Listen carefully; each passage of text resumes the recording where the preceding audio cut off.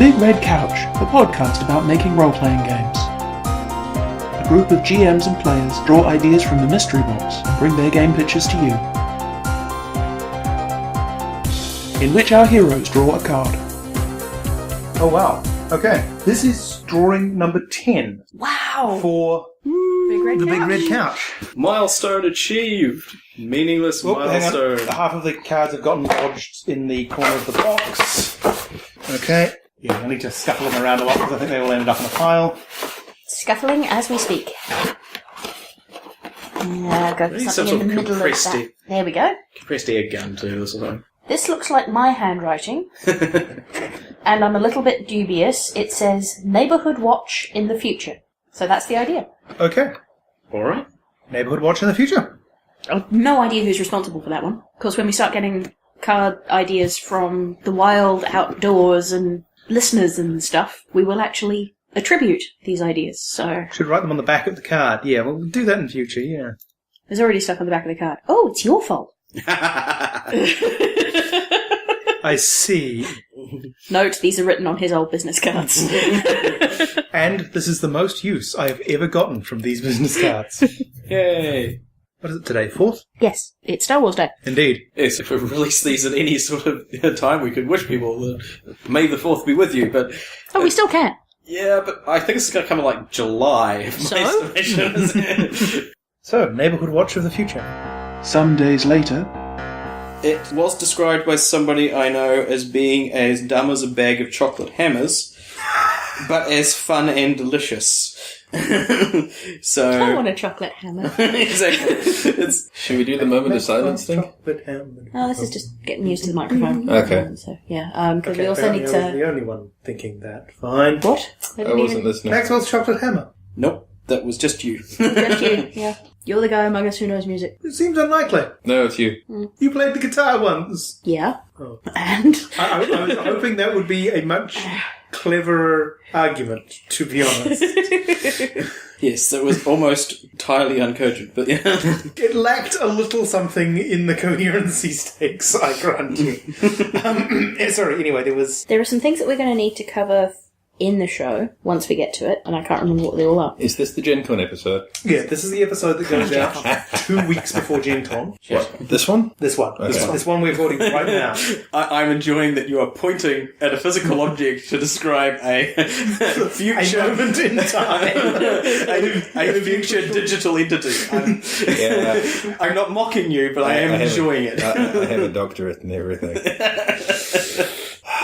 Sorry, but yes. Sorry, so No, you're not. what's the Gen Con episode? Because someone needs to explain this to me. It's mostly this is the episode that drops 2 weeks before Gen Con. I don't know whether it's worth having a bit of a convo about, conventions, because it's frankly just going to be mostly me being boring. Or we can just basically say, so, next week's episode, which we are recording in the past, is going to wind up dropping during Gen Con. So, if anybody wants to talk to Craig... There will be a bearded New Zealander wandering around handing business cards to pot plants.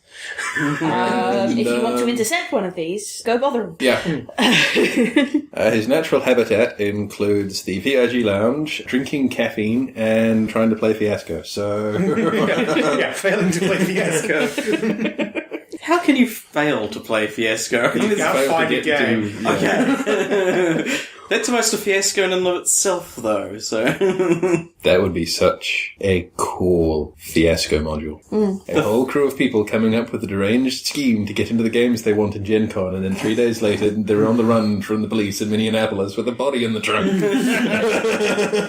That could work. That could have some legs. Yeah, that's, Particularly if you made it a Gen Con scenario. yeah. It's a bit meta. Yeah.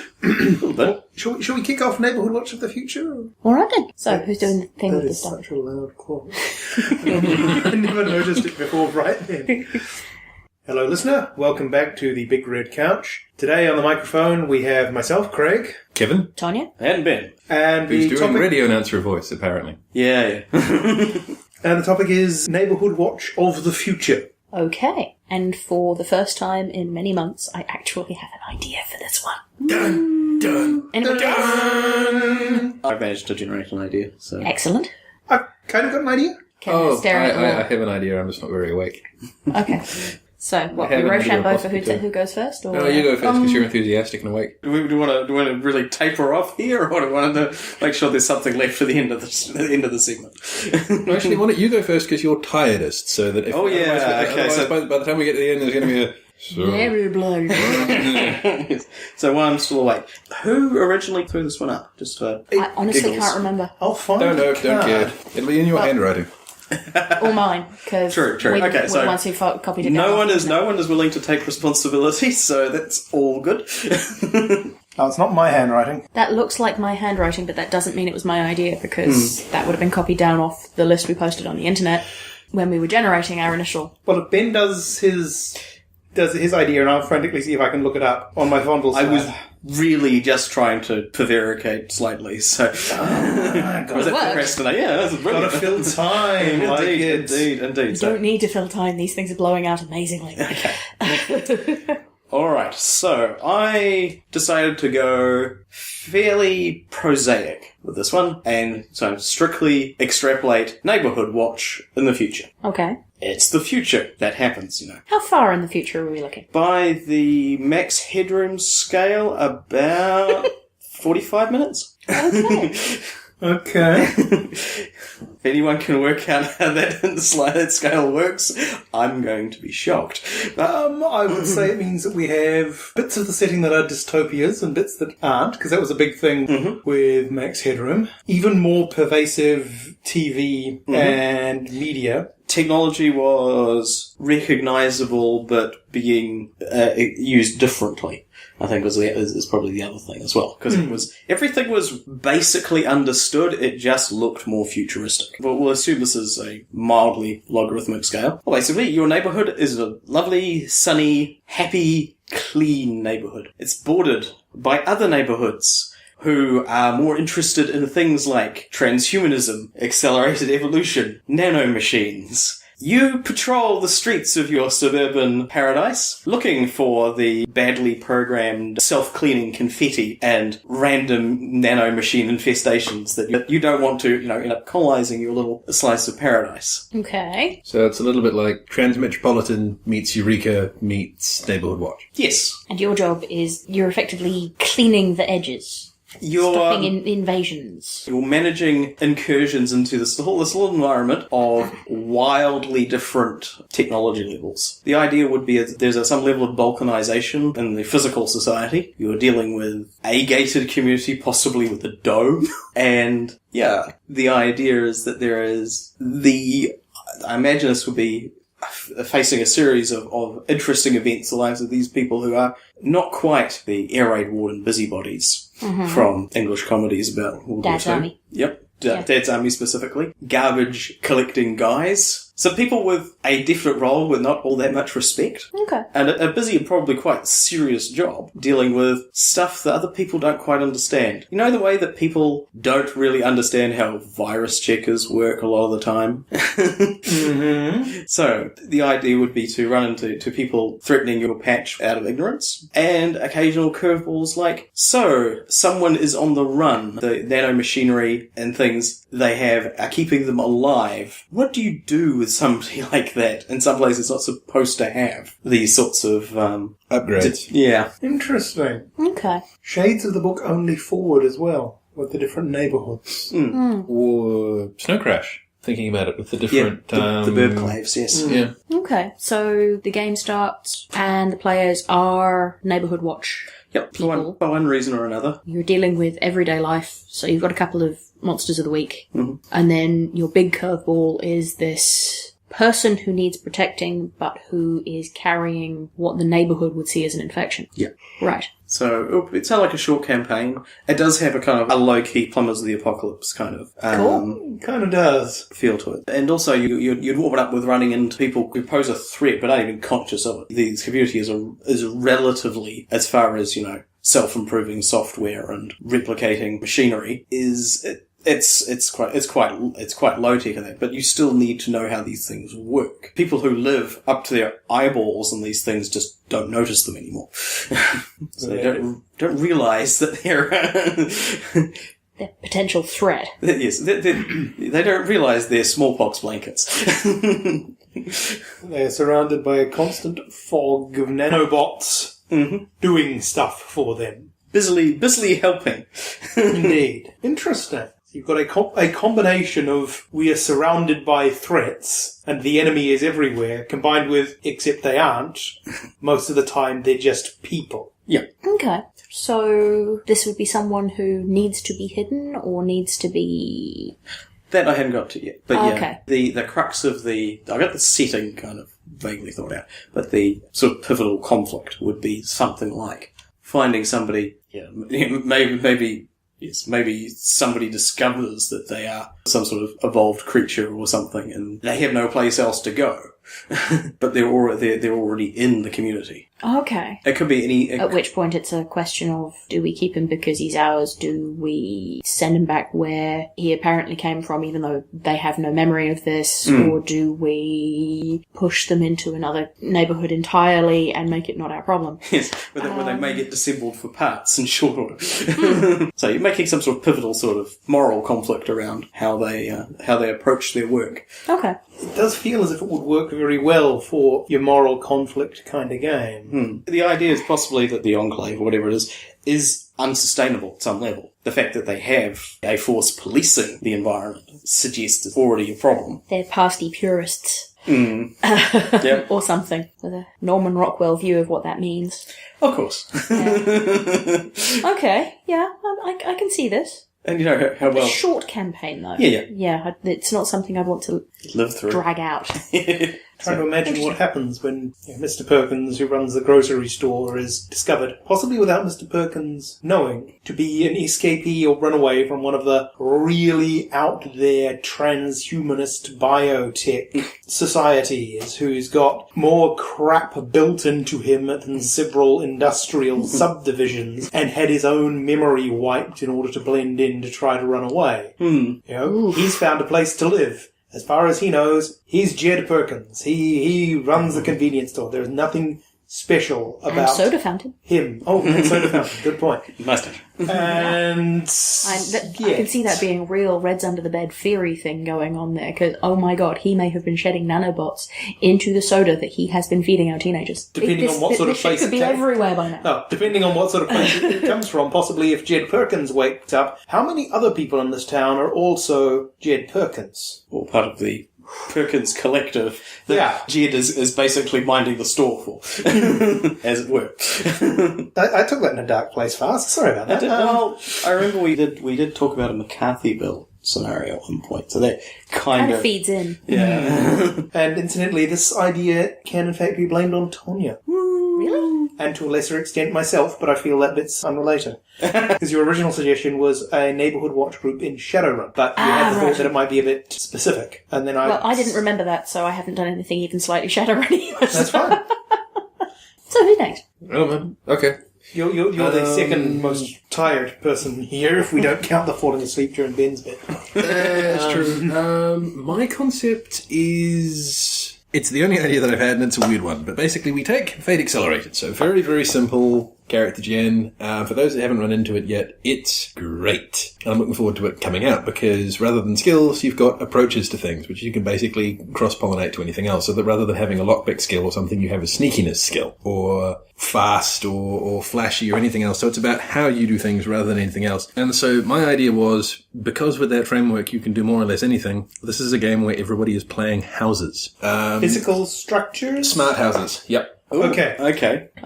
Everyone is smart houses, and So your skills list is in fact how the house is optimized. if you want, actually that might be a good way of doing it. I was thinking of, it would be interesting to see what the game would look like if it was a game about smart houses that were solving problems in terms of smart, flashy, clever, sneaky. Sneakiest house. Because, you know, you have zones of control for each house, but the way that I was thinking of it was either there's kind of two different settings that you can take with this basic concept. One of them is that you just have smart houses in a future suburbia that are just trying to manage things. And then you just have weird stuff happening. This is all kind of grounded in a short story that a friend of mine wrote, a guy by the handle of Frito, which was basically about a couple separated, going about the day, man and a woman, and they're being reminded by their smart houses about their itinerary and their meetings and things, and the stuff that they've completely forgotten because they're just terribly forgetful people. You know, their houses tell them stuff that they've forgotten the entire time, and then it turns out that these are people being set up on a date by two smart houses who want to move in together, and so their pets have to as well. And, So these people haven't met. No, they're just being reminded about this date that they have. You know, it's not even the first date. It's just, really? Wow, okay, wow, I'm forgetful today, sort of thing. But anyway, just this idea of smart houses and the people who love them. I'm not quite sure what the challenges for that one would be. The main setting that took off for me was that you have a neighbourhood of slightly networked smart houses with their own identities, and it's a post-apocalyptic setting. So you have houses that are no people yet. That's when the game starts. And so the houses wake up when some people wandering the wasteland come into the zone, and now it's okay. It's a little bit Seven Samurai, except the samurai are the village. Because you want people living there. Okay, I actually want to set this up along the lines of the Seven Samurai now. So you have the poet, the lover, the fighter, the oily squid from down the back who doesn't even know which way to hold his guitar. Yes! And so you have this post-apocalyptic wasteland with this oasis in it, and the oasis is awake, has opinions, and intends to work as an oasis. And then you have the kind of problems that a post-apocalyptic wasteland might throw up. That a collection of smart houses are going to look at and say, no sir. And that's my whole concept. I like that. That's pretty cool. Though, admittedly, something that did come to mind when you were talking about the whole thing of the smart houses, the first thing that dropped into my mind was, he's a Neo-Georgian 3-story 5-bedroomer. She's a 2-bedroom tiny house. They fight crime! Yes! Because, you know, there's all sorts of things to juggle with this, because there's going to be a certain level of intra-party conflict in terms of trying, you know, you're going to have different people competing over different sets of villages because you really wanted to be a family home one day, and there's only, you know, one family with kids, and you've got this room all set up, and somebody else is doing exactly the same thing, so trying to kind of entice the humans into your Come on, I've always wanted pets! Yes! The guy that's moved in, he's a reader, and I'm a tiny house. There's no shelving here. Yes, exactly. and kind of so basically competing for humans, or the right humans, or the right match. And then you've got defending your little settlement against outsiders, and also, you know, if you've got this little convoy of desperate people who've now found somewhere safe to live, as they climb Maslow's hierarchy of needs, they're likely to say, I think that person has something more than me, I'm going to nick it from them. And the houses need to manage that. So, you know, there's all sorts of stuff you could throw at this. Yeah. Also death claws. What? Okay. Radioactive mutants from Fallout. It's just... Yeah. But yes, also death claws. Okay, I was going to say you triggered a memory of a story, which I cannot find on the intertubes at the moment, but I'm sure was called Where Late Sweet Rains Fell. I haven't heard of it. I think I know the one. There's a couple of them I'm pretty sure I'm confusing. One is, these are straight out sad stories. There will be soft you've read rain. them. There will come soft There rain. will come some yeah, screw you. You are fueled by sadness. We have proven this with science. Yes, there will come soft rains. That's the one where the house wakes up and goes about its day, but it's an autonomous smart house, and this was written in the 50s, which was pretty cool, because that was when they coming up with the idea of everything being automated, but the inhabitants are long dead. That's probably a spoiler, guys. I remember a story like that, actually. I think I may have a copy of it lying around. I'm not sure if it's that one, though. But there's also another one where a group of appliances and so forth basically come to the realization that their humans have gone and have to try and... It sounds like the bravest... incredible journey with... It does sound like the Brave Little Toaster. Brave Little Toaster. It kind of was, except it was a bit more...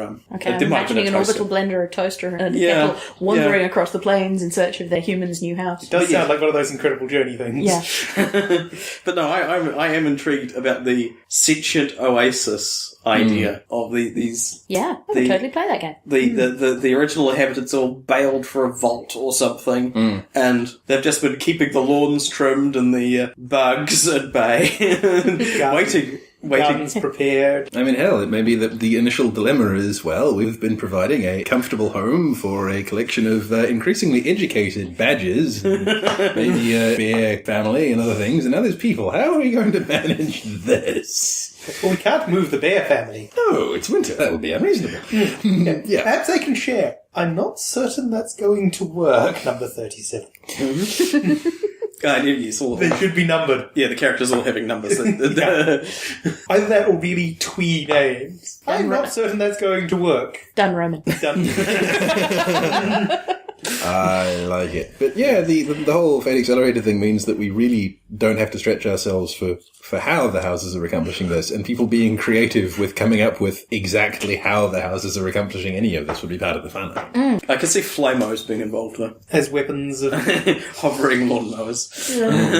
Gotta get a Peter Jackson reference in there somewhere. Oh, yeah. It does remind me of the book, I think it's Warpath, which does have amazingly pervasive AI. Like, there's a tavern, and the way you get a drink in the tavern is you put the cup underneath the spigot that sticks out of the wall, and you just announce to the building what it is you'd like. It takes care of the rest. The house can talk to you by just effectively picking a vase and vibrating it to modulate the sound, this kind of thing. Just very, very pervasive AI. Quite a good book. Yeah. And the 50s aesthetic, thinking back to the house of the future, the giant kitchen computers to store all the recipes and so forth. It's quite an appealing kind of thing. Okay, I hadn't been thinking of tying it directly to the 50s so much, but... It's just, you mentioned Fallout, and those short stories came to my mind. Yeah. There's kind of summoned images for me quite strongly. But yeah, that sounds... That works as a fairly good sieg for me, because I'm about to bad touch people's childhoods. If you have any soft feelings for the Jetsons, you probably want to fast forward a bit until such time as I've stopped talking. That's it. Podcast over.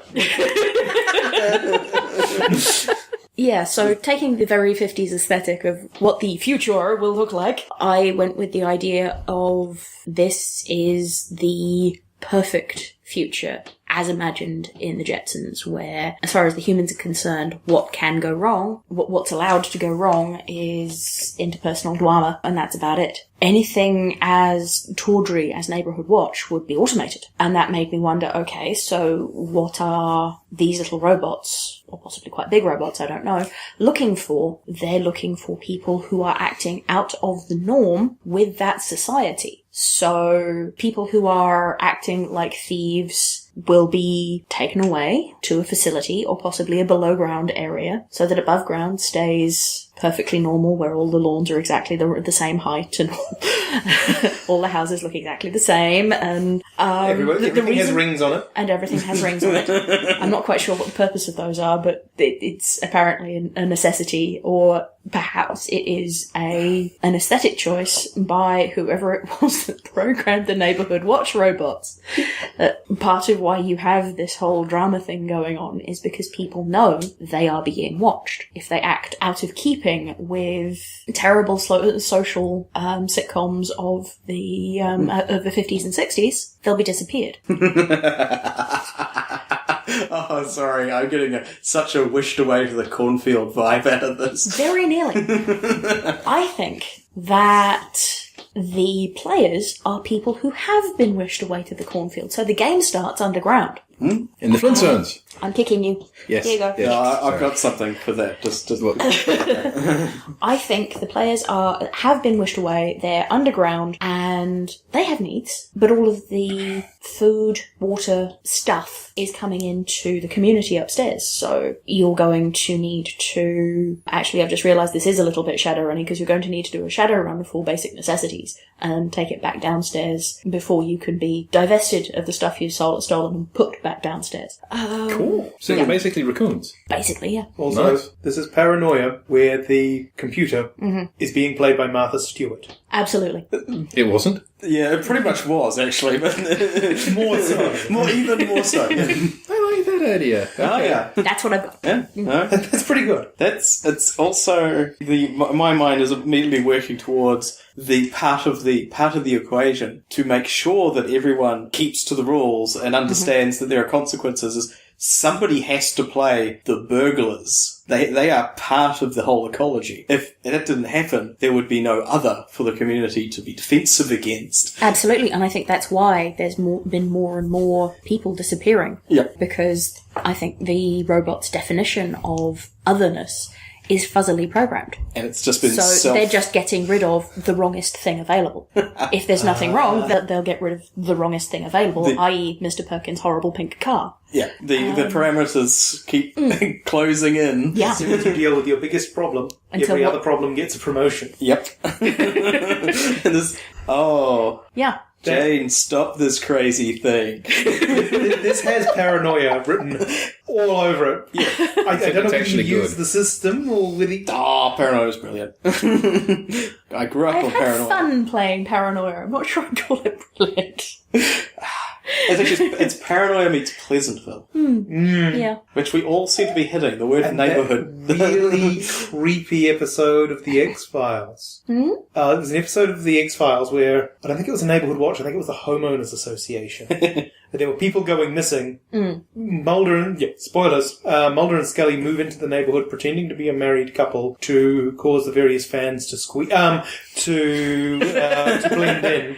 To slide right off their chairs. Indeed. And it turns out that it's basically one of the members of the Homeowners Association has summoned a tulpa to enforce the rules of the association. Are we sure that was X-Files? I think it was X-Files. Tulpa's definitely where I came across. It's a tulpa built out of the garbage that the entire place was built on. I remember that happening, but I don't remember Mulder and Scully. Yeah, that's interesting. Okay, I have a hole in my memory. Maybe it's a plot line that somebody else used as well, but that's the one I remembered. And it's doing things like taking people away because the light bulb over their porch was out. Over their porch has gone out. Yeah. Or they left their bins out one day too long. Yeah, or their portable basketball hoop thing was left in the driveway past 6 p.m. This kind of thing. That's cool. But basically what happens when supernatural power ends up in the hand of that guy in your neighbourhood. That tiny-minded rules lawyer who runs the guy who wants to ban cats because they might get shut in somewhere. I'm fairly sure that wasn't the reading, but Gareth that wasn't. Morgan. I wasn't thinking specifically Gareth. We'll put in some links, don't worry about it. The blurt I had was, I think it's the Cracked After Hours sketch panel thing, where the four people discuss terrible things, apparently in a late night diner, and the actors are playing one another's brains for some reason, which is they sit down, they channel one another's opinions on things, which is kind of horrifying. Wow. Especially as That sounds like a recipe for a fist fight. I think that's probably involved in their creation. They compare which is the worst fictional afterlife between Ghostbusters and Harry Potter and other things like that. Little trivia things like this. And I find them immensely entertaining. But one of the things was pointing out the insinuated ecological ramifications of the Jetsons universe. Everything is dead. Everything's on a pole somewhere, and occasionally they have to raise the buildings because the smog is getting too high. Well, I remember that there was a 4chan comic thing about that, where basically you had the Jetson towers in the distance, and then did this whole poll throughout the post and this image link, and then right at the bottom you've got Fred Flintstone yelling about the sky towers. And I thought that was reasonably That's where clever. that came from. Yeah, they have done crossovers, so they're allegedly in the same continuity. So, yeah, anything that starts looking at continuities between things gets pretty freaky, but yeah, that's pretty cool. I am way too enthusiastic about that idea, so that probably means it's terrible. Or awesome. Or awesome. Could be terribly awesome. It could be. Or awesomely terrible. I'm happy with either of those, to be honest. So that leaves Craig. Could go for a good con game, that one. Oh, yeah. Yeah. Okay. The other option that's just occurred to me, which would probably skew it further towards the terrible direction in a way that wouldn't be awesome, would be reversing the tables of the players playing these poor security AI that have parameters to work with, and basically we have some form of plot stress, and every time you take a consequence you redefine what crime is. Ooh. Wow. Playing an Orwellian dystopia from Big Brother's point of view? From terribly confused Big Brother's point of view, yes. of trying to understand crime from the outside. From the outside context of all motivations to crime. Yeah. So you're a neighbourhood watchbot. You have this fuzzy definition of crime. You haven't dealt with any in a while. And something unusual happens, so you think, that must be it. Yes. That's kind of where we're going Yeah. with it? Okay. You know, you get very confused, and because cats are going where their owners don't, they are cat burglars. There's a phrase that you found through searching. Cats are burglars. And we're back to Alpha Complex. Yes, but you get to be Alpha Complex. Yeah, you get to be the friend computer. The invisible communists thing is always one of those funny gags you could use too much. Did you use invisible communists too much? It's paranoia. Everything is too much. That's true. Okay, so on to Craig. Well, unsurprisingly, I also sort of flirted with the Norman Rockwell suburbia thing, and also the post-apocalyptic thing. I think we have an issue, guys. Well, we all went in slightly different ways. Yeah, I know. Good enough. I think it's the trouble that all of us, I believe, actually no, almost all of us were raised in some version of suburbia. Yep. With Pretty the much. possible exception of people who lived on farms in houseboats. That was a very short period of my life. But it did have a bull. It did have a bull. He was very sweet. He saved you. He did. I got stuck in a boggy patch. He actually butted my hand with his nose ring until I took it and he pulled me out. Yeah, and you never saw those gumboots again. No, I didn't. I don't think he ate them. Anyway. How could you tell? Okay, I kind of started with the in the future, and yeah, I'd initially thought Neighbourhood Watch on a space station, or Neighbourhood Watch on an alien planet, and that all seemed a bit dull. And then I thought, okay, if we go post-apocalyptic, rather than going with the Postman vibe of walled towns and this kind of thing, or, yeah, the various... Wild West of the future. Yeah, the Mad Max approach and this kind of thing. What if you have very much Pleasantville or Lake Wobegon, or, you know, a little town, possibly on a little spit of land that sticks out into the lake that has pretty much weathered the storm okay. And so you've got people who are trying to cling to their old ways of doing stuff, of being a town and being a neighbourhood and that kind of thing. And out there is a big scary world. Actually, just something I thought about right now, this would work in nicely with some form of zombie apocalyptic game, because it was something that did get name-checked in the Zombie Survival Guide by Max Brooks. The whole survival thing of, you know, if there is a big outbreak, vanish. Don't stick your head up for 10 years. And if you've got to me. Yeah, and if you've got a town that's reasonably good position, it was sufficiently isolated that it never really got caught up in the madness. No one knew where it was in the first place. Yeah. And to a certain extent, I'm basing it on a few very tiny towns in New Zealand that I spent some time in. You know, the pleasant little village of Matakawa Point, don't blink or you'll miss it. It has 2 roads. One goes left and one goes right. I'm not kidding. And that's kind of what I came up with for a setting, that you've got this little town, they've been doing okay, but they're probably starting to run out of stuff. Mm-hmm. They've probably got an entire generation of youngsters who barely remember what the outside world used to be like. And, yeah, it's effectively the neighbourhood watch, as it were. The people who have been kind of patrolling the borders. They've been killing the occasional zombie. They've been keeping an eye on the marauding bands of marauders who, fortunately, have never gotten close enough and big enough numbers to be an issue. And they're starting to go out there and see what the hell has happened in the rest of the world. And it could be that what they're going to do is walk straight into Auntie-Entity and Bartertown, and that's going to go badly for them. Or it could be that they'll find that this little slice of isolated semi-suburbia is the biggest city for 1,000 miles. Ooh. Now read on. You could either spin it out as the germ of a new civilization, and that's the idea of keeping that ember alive, is what they're like, yay, we're protecting our friends and family and neighbours. And like, oh, right, we're actually preserving the heritage of this local continent kind of thing, or as far as we know. There's sort of the Postman vibe almost. Yeah. You could flip it around and make it an Earth Dawn game. Yeah? Well, so far it sounds an awful lot like the Earth Dawn game that you ran. I'm a hack. Actually, you're right. That does really the out of the bunker type thing. Yeah. Yeah, I mean, I'd put it at a little bit less. You know, they're physically isolated, but they don't have a big wall around them. So, probably over the last 10 or so years, there have been times when people have seen fires on the horizon. Mm-hmm. If you're going with the zombie version, there have been times when the population of the town has cowered in their homes while the various neighbourhood watch have kind of walked the streets wrapped in every bite-proof thing they could find with bloody great axes in their hands. Because something happened out there and a bunch of animated corpses landed on the beach. That kind of thing. But they're wondering what's happened to the rest of the world now. Okay. Cool. Okay, so it's gone, 16 years or so? 16 or so years would be fun, because then that gives you the possibility of playing some generational stuff there. Yeah. Got this entire generation who never knew the world. The way it used to be. Yeah. Yeah. And you've got some young hotshots who are youthful and capable and good at all these things that are currently the only resume you're going to have the current thing. But, they wouldn't know what a functional car does. Yes, they will have seen cars. They've probably never seen one move. Yeah, but that would be interesting. There is a comic called Zombie Hunters, which is shades of this. Okay. And quite. Why does that ring a bell? I think I may have shown it to you at some point. I think I stopped reading it because it does update rather slowly for my tastes. Is that the one where you've got people who are possibly infected or Yes. somewhat infected?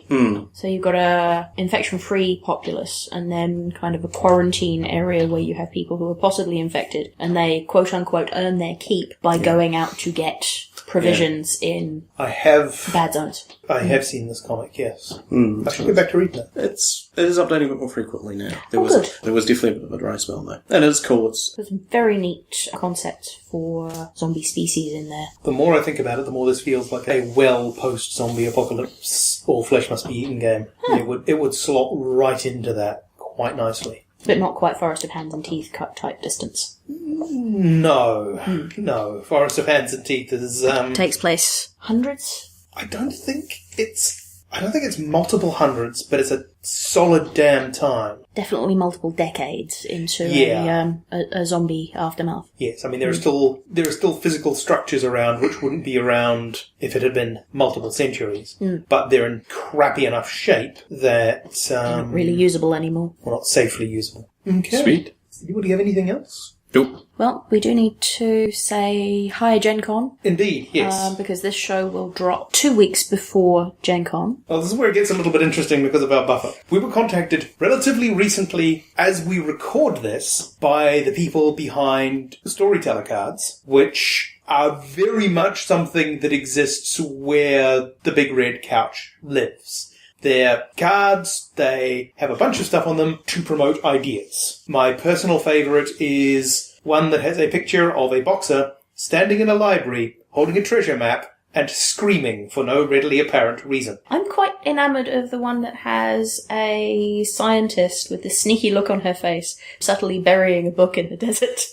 Oh, yeah! That was a good one. I have no idea what that book did, but it really deserved that.